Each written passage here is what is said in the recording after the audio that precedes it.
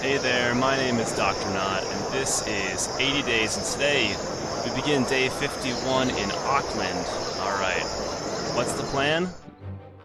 This is the plan, to go to South America, but maybe we go here first. Maybe I go there first. Tomorrow at 5 p.m. That's the thing that we're gonna do. We could negotiate, but I really don't think we need to worry about it. I got 30 days, dude. 30 days. Rounding up. So, what I will do instead is investigate Auckland.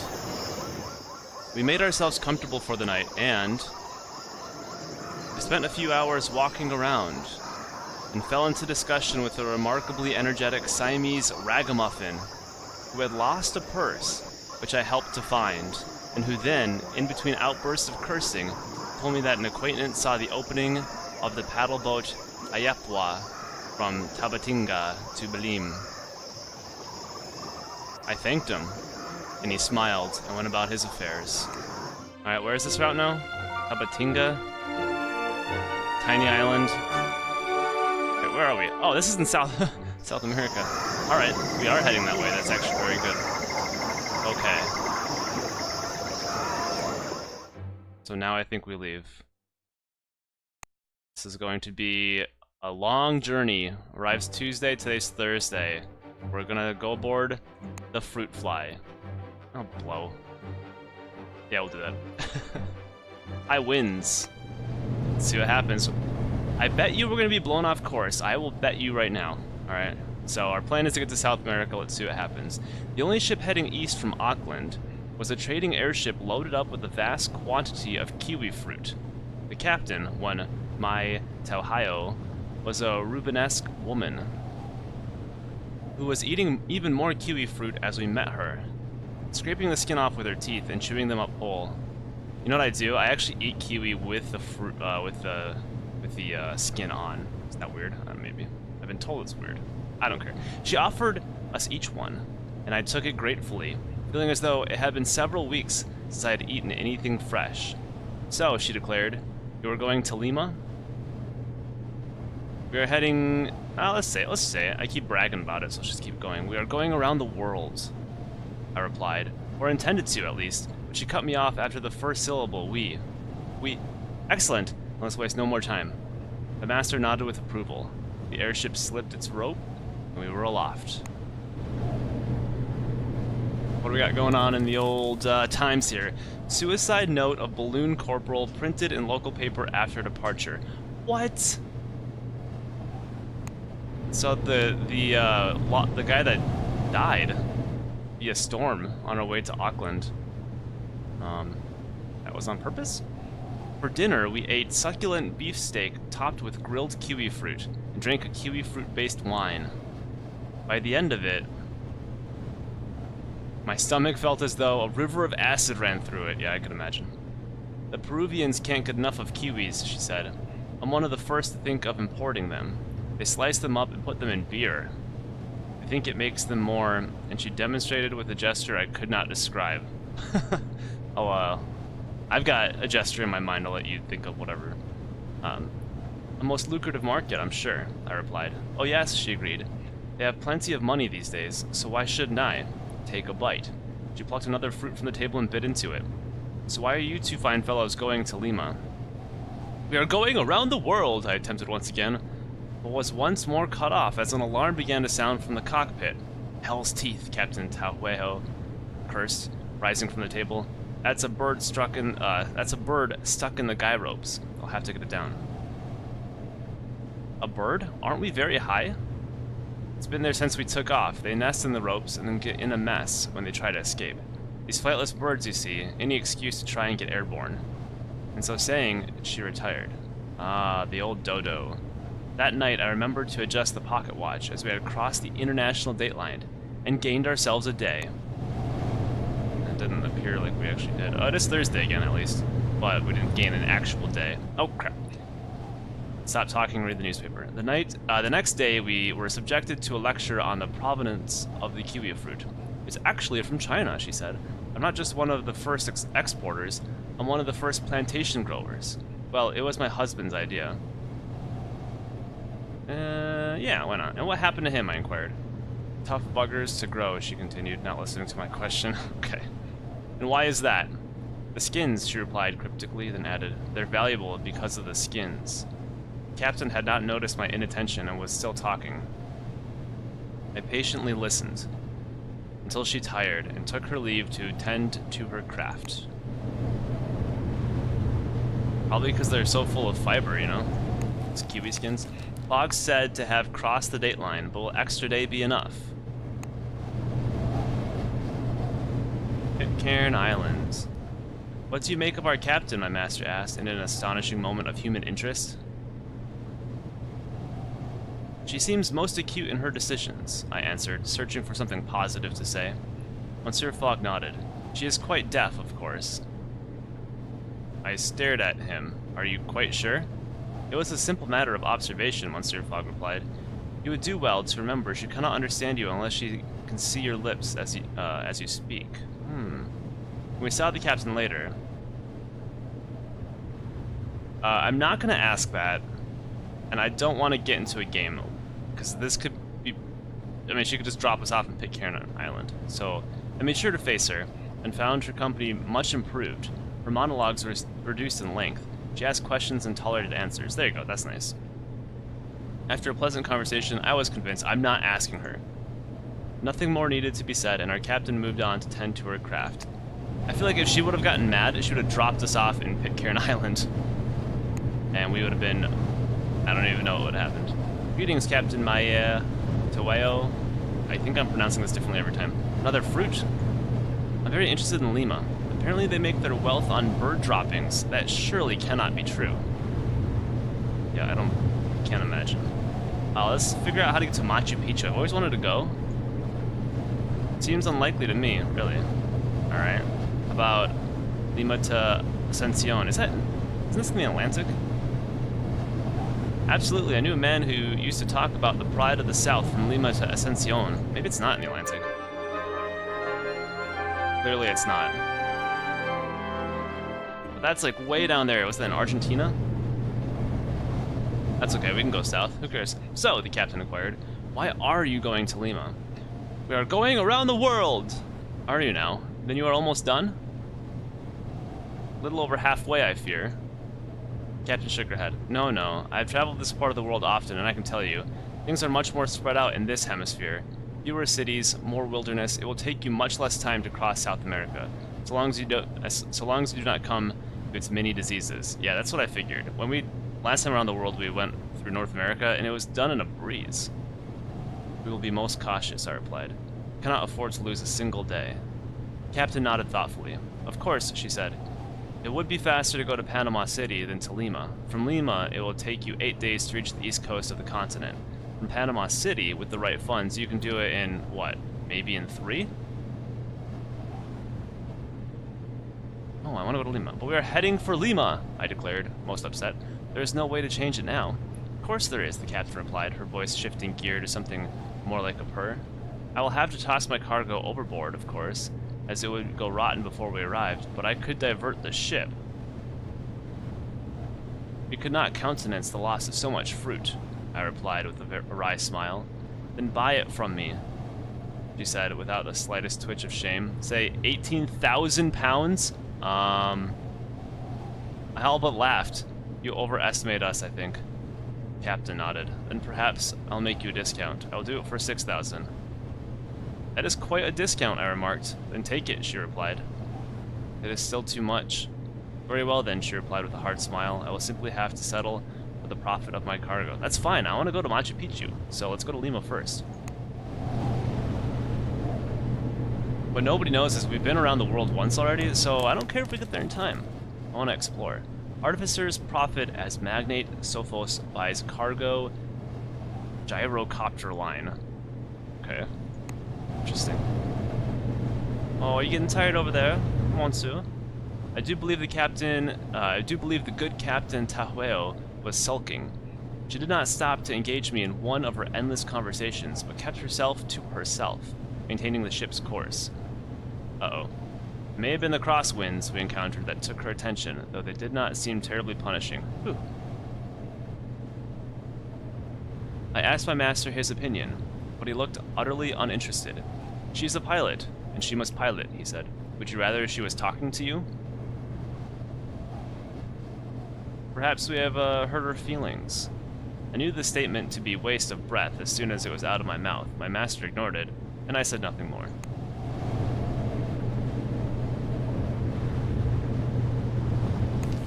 Lima free from refugees. Oh. I don't know my South American history well. Actually, I don't know any world history well, so I don't know what refugees they would be. If anyone knows, let me know. Captain joined us at the table. I must say, it's been a pleasure having you aboard. I do not often have anyone to speak to. It must be a lonely life. She shrugged. It is. I loved my husband, you know. I loved him. But he is gone. Then I hope the price of kiwis goes up. She smiled. I think it will go down, she said. Soon they will realize they grow as well in California as they do in New Zealand. Then what will you do? A terrified look suddenly entered her eyes. I have no idea. She stood suddenly and moved away from the table. We will be in Lima soon. There it is, Machu Picchu. I want to go to you. Right now, the only way we can go is... Wow, we're zoomed in real close here. I'm gonna zoom out a little bit. It's Ascension. I don't want to go there. I want to go here. And then we can go from Tabatinga to Belim.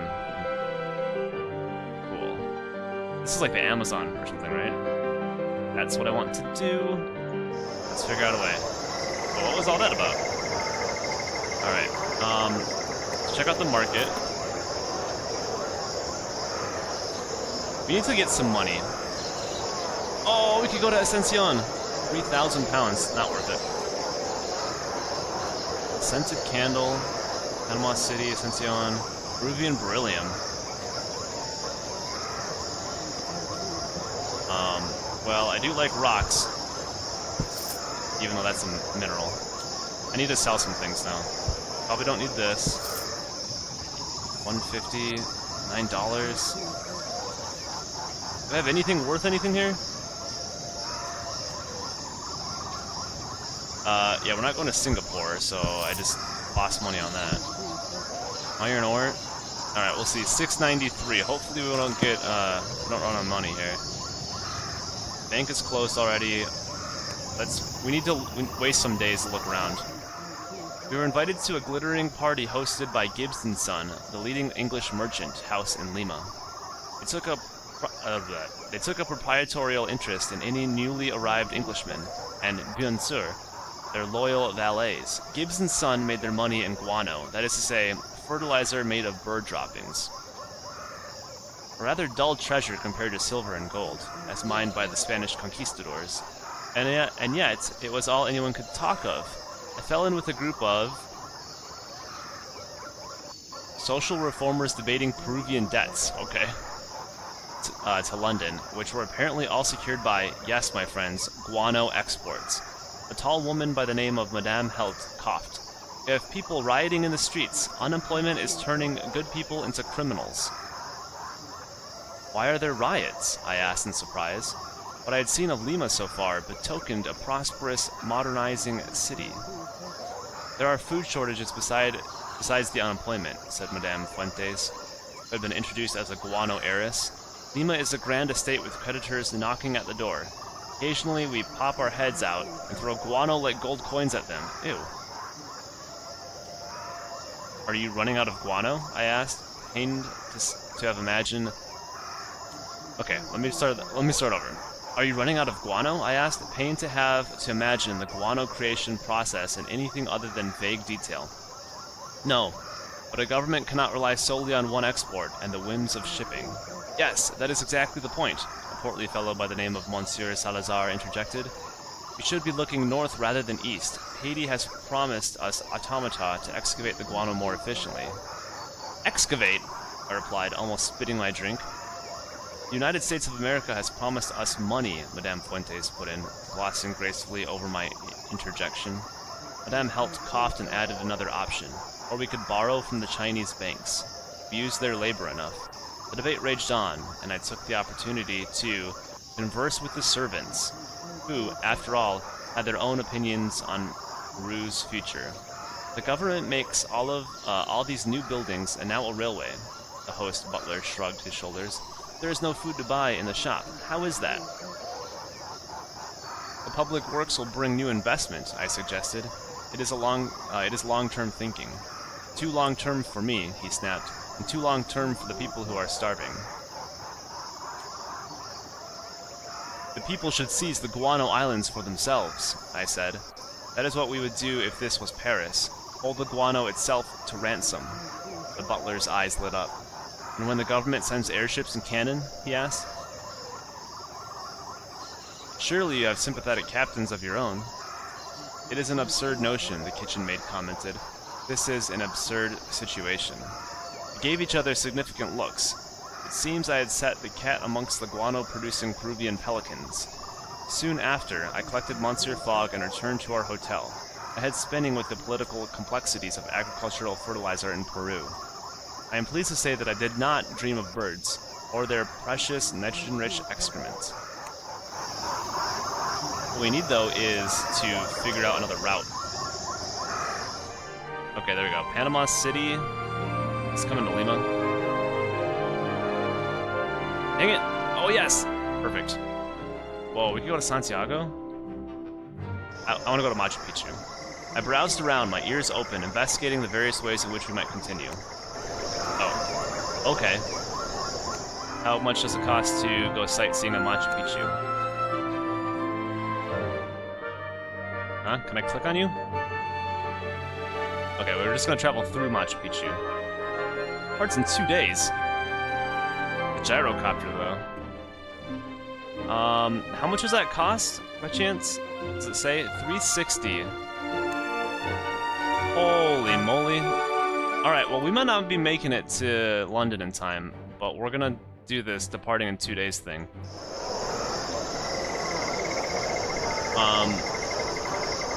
This is how we'll gain... I guess I could get a loan. Monsieur Fogg snapshot his ledger. Let us see if this bank can offer us a good return on our time. For our time.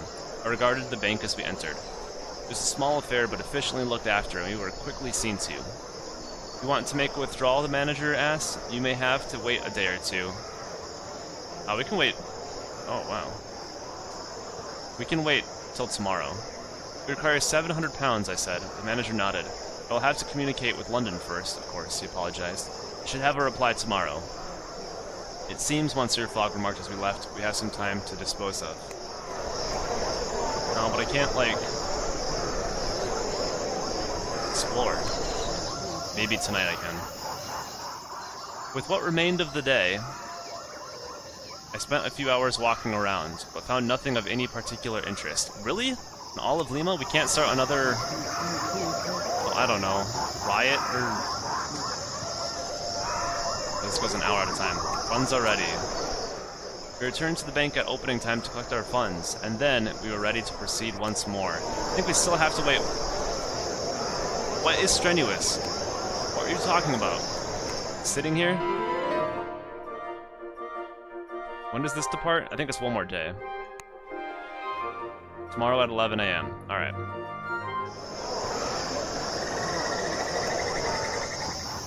Fortunately, these hotels are free. As night fell, I ran a few errands for the hotelier, earning £101. Alright, sure. Let's go.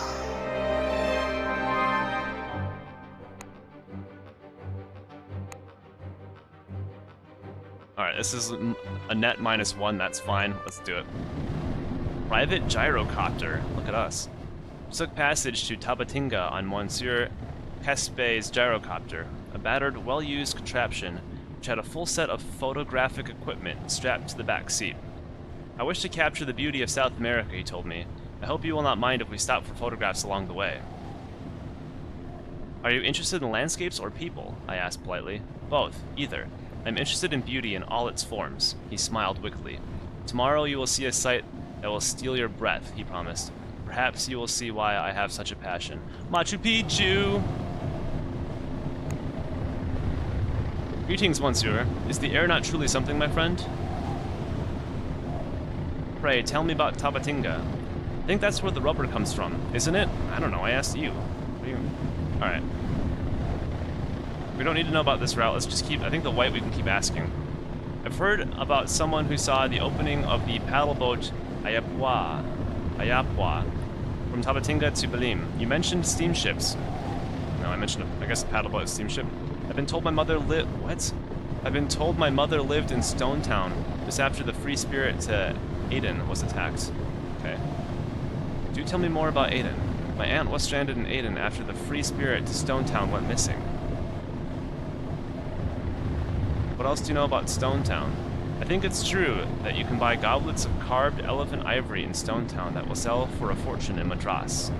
Goodbye. Alright, where are we? This is Africa, right? Yeah, we've already gone through here. Okay, good. Stone Town hit by a storm.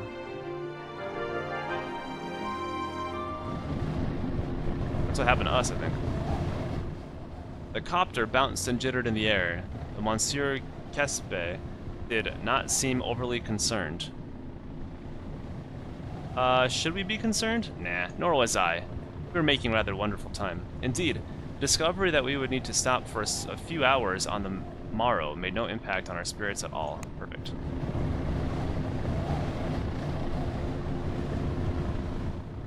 We stopped for the afternoon at Machu Picchu, a dry stone Incan city set on a hill overlooked by a dramatic series of mountain peaks. It appeared to have been here forever, untouched. Such was its curious majesty. Mist hung low on the breathtaking stone towers and lent the scene a dreamy timelessness. It had been an inhabited city only 400 years ago, and now the civilization that had built it was entirely lost. What was this place? I demanded. A city? A fortress? No one knows, Monsieur Kespe replied, although I have heard it said it was a laboratory. They moved people here and then tested things on them. What kinds of things? I asked, shuddering a little at the idea. He shrugged. Laws, social codes, that sort of thing. He brightened a bit. It is said that the Incas invented the very first gyrocopters here, probably because of the steep climb, if you ask me. With that, Monsieur Kespe set up his photographic apparatus and spent the remainder of our rest break happily capturing the ancient wonder. You understand now? He asked. I still prefer to look with my eyes, rather than through a camera's lens, I admitted apologetically. Monsieur Kespe cast me a glance which told me that I was a Philistine, and then returned to his labors. Day 60, Monsieur Fogg murmured that night in his sleep, and still some distance yet to travel. Oh, what? I thought we were going to explore that more. What is your wish, Master? Passport 2, there you are. Let's talk about the journey. We have still got to cross the Atlantic, Monsieur. You must find a route that will get us as close to Europe as possible. A game of whist, Monsieur? That would be most entertaining. What have you learned about Tabatinga? I have a terrible headache. Very good. Alright, he's always helpful. Limaguano Islands, taken by force. French investigator blamed. Or French instigator blamed. Uh-oh. Run away! As we flew, the earth beneath us turned to lush, dense forest. Monsieur Kespe had a brainwave and decided he would try to capture an aerial photo of the landscape. He thrust me into the pilot's chair and bid me keep the gyrocopter steady as he set up his equipment in an empty seat. I took the controls confidently. It was, after all, hardly my first time in the air. I kept the craft admirably steady through the lengthy photographic process. Monsieur Kespe was full of praises for my skill when the photos developed clear in focus. You are a wonder, Passepartout, he praised. If only I had the coin, I would hire you away from your master in a heartbeat. That would be fun.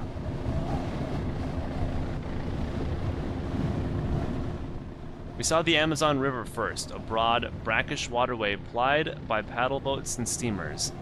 Tabatinga was a scatter of huts and buildings along its bank. Will you photograph Tabatinga? I asked, as we took our leave from Monsieur Kespe. He gave me a strange look. It is hardly Machu Picchu. There is beauty to be captured here too. I hope you find it. I gave him a nod, and then followed my master into the Brazilian trading town of Tabatinga.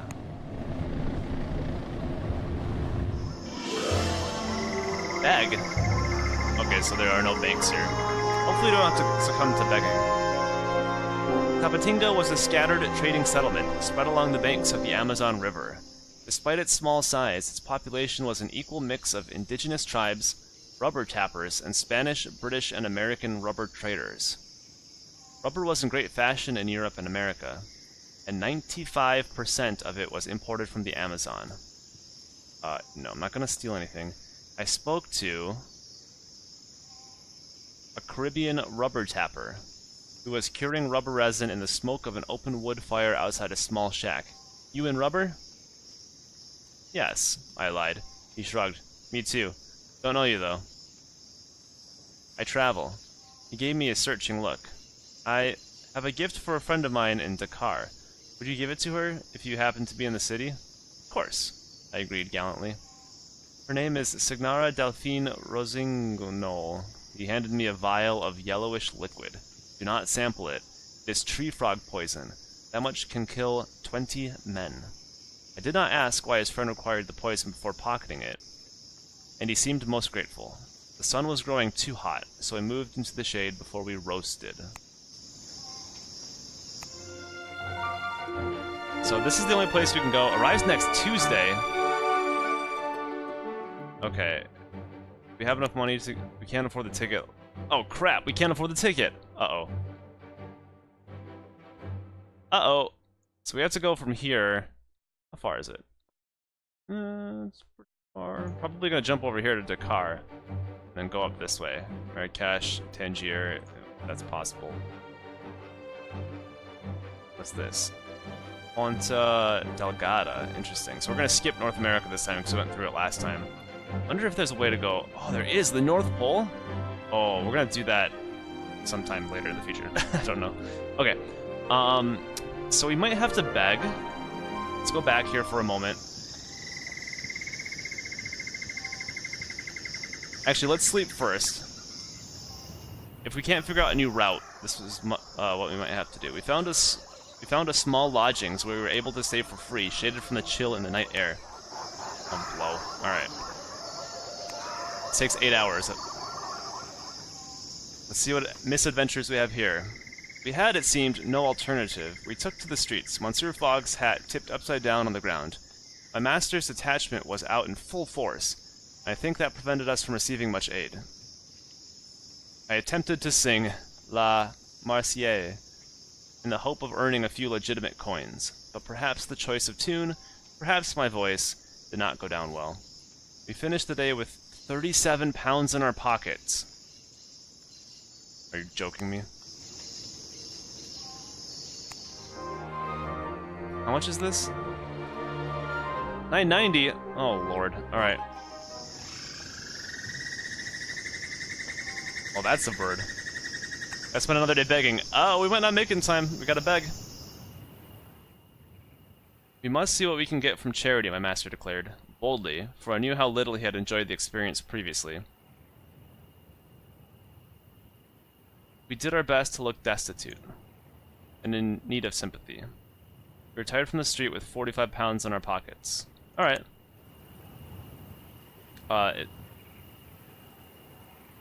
Yeah, I don't want to do that, because if we miss this... Oh, in 3 days? Okay, well, we're going to sleep. We stayed another night in Tabatinga. 2 days now? Alright, let's spend 2 more nights here, and then next time we will head off down the Amazon, and we're really pushing it. That night, who should appear at the boarding house door but Monsieur Kepse? You gentlemen are still here, he demanded? We're not going around the world? We will not be staying too much longer, I replied, not wanting to burden Monsieur Kepse with a litany of our woes. Very well, he said with a shrug, but I'll be flying my gyrocopter up to Bogota in the next few days. If you're still in need of a lift, you'd be welcome aboard, free of charge, of course. That would be most kind, I declared. He nodded. It is no trouble. We passed the remaining hours drinking mate and discussing the quality of the sunset and the sharp teeth of the insects. Oh, well that's convenient after we wasted like half our week here. So... oh, we can go immediately. Let's do this right now, because I don't want to lose it. Let's go. So, once we get to Bogota, we'll call it an episode. And we'll try to get to London in probably what's going to be 12 days. That's across the entire Atlantic in 12 days. I don't think it's happening, but it should be fun. We reboarded the gyrocopter of Monsieur Caspe most gratefully. Our stay in Tabatinga had been an unpleasant one, and this good man had thrown us a veritable lifeline. Bogota importing piracy increase. Oh, good. The copter was as spirited as I remembered, but Kispe piloted with calm confidence, and we did not feel in any danger. Indeed, it was simply a pleasure to be moving at all.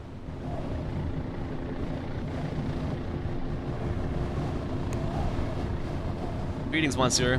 Is the air not truly something, my friend?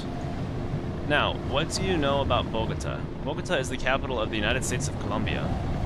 Can you tell us how to get across? How about... wait, Pitcairn is in the Pacific. I don't want to know that. This doesn't really help us. What is Port Moresby? I don't know where that is. That seems quite impossible to me. Now, anyway, are you a photographer yourself? Yes, of course. I've dabbled in it. We should compare techniques. Did you know Bogota is linked to Caracas by Anhinga, but the fare is well beyond most travelers? Oh yeah. I think it's true that you can buy handheld mirrors in Caracas, extremely valuable in Port-au-Prince.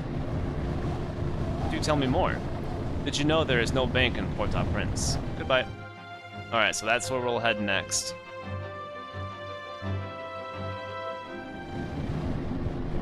Yeah, I don't know if we're gonna make it. Monsieur Caspe was more than happy to give me the controls of the copter for the day, much to Monsieur Fogg's approval. The man then proceeded to take photographs lying half out of the craft, while I... no, we're not pushing the engine. That's gonna overheat and we're gonna go crashing down or something. Maintained a careful, steady speed. Ensure his exposures were not blurry, and that he stayed on board. By the evening, Caspe's face was windblown and flushed to a cherry pink, but we were still on schedule with a full crew complement.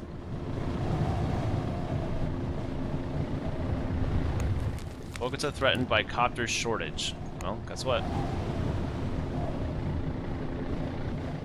We landed in a whirl of blades and palm leaves, just outside the town of Bogota. I thanked Monsieur Caspe for his generosity in helping us, and he shook my hand. Before you go, please. And he lined me and Monsieur Fogg side by side and took our picture. One for your collection? I asked. He laughed. Oh, you see, you are Phileas Fogg in Passepartout. You are famous, and this photograph, it will be proof that I was part of your great journey. Good day, gentlemen, and good speed, not Godspeed. With that, he left us, and I began to haul our cases into town.